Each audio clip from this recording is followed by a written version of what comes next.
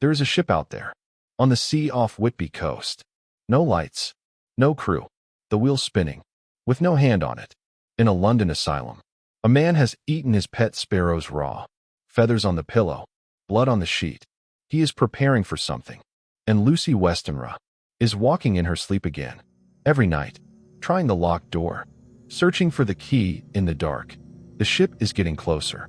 Whatever is in its hold has been waiting a very long time. For England. Chapter 6. Whitby, July 24th. The graveyard above the harbor. Mina Murray sits among the tombstones, writing in her diary. Around her, tombstones, dozens of them, tilting toward the cliff edge. An old sailor named Swale sits beside her, nearly 100 years old. Sharp eyes, no patience for nonsense. He waves his stick at the graves. Half of them are empty, he tells her. The men never came home, lost in the Greenland seas, drowned off Cape Farewell, murdered off distant coasts, and never brought back. Names carved in stone above nothing but air and old earth. Edward Spenslaff, Andrew Woodhouse, John Paxton, lies on stones over empty graves.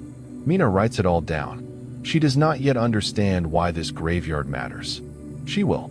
August 6th. The storm is coming. Everything is gray. The sea, the sky, the horizon swallowed by mist. The fishing boats racing for home, their sails straining. Old Mr. Swales finds Mina on the bench for the last time. He is different today, quiet, his hands trembling slightly.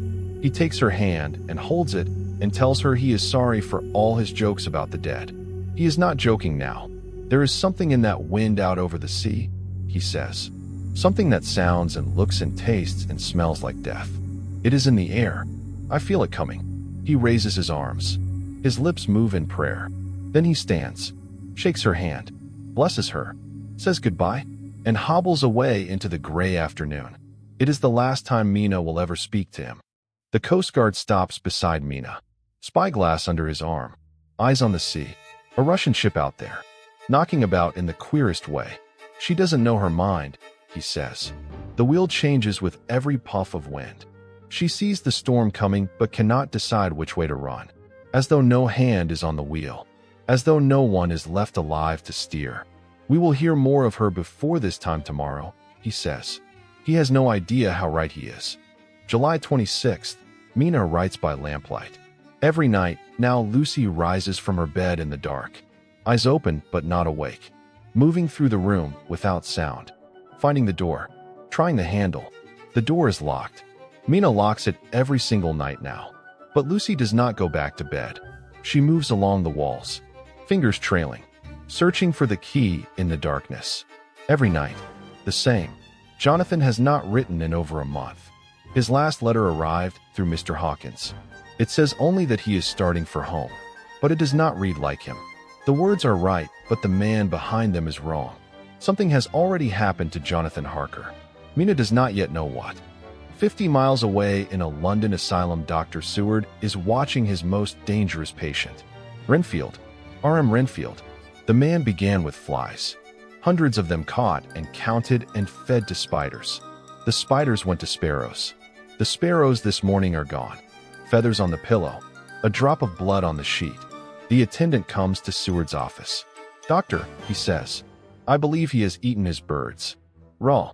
Seward opens his diary and writes his conclusion in cold clinical language. Zoophagus. Life-eating. Flies to spiders. Spiders to sparrows. Sparrows to what comes next? Renfield wanted a cat. Seward refused him. The man is building a chain of consumed lives towards something. Towards someone who is coming.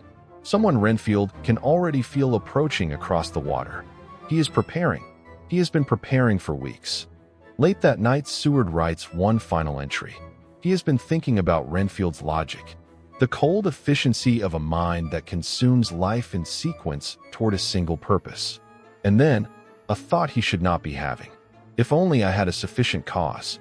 I must not think too much of this, or I may be tempted. He closes his diary. Outside the asylum, the London night is quiet, but not for long. And in Whitby harbor, the storm has arrived. The Russian ship is no longer drifting. She is coming in, fast, straight for the harbor mouth. No lights, no crew visible, No hand on the wheel. Whatever is steering her now is not human.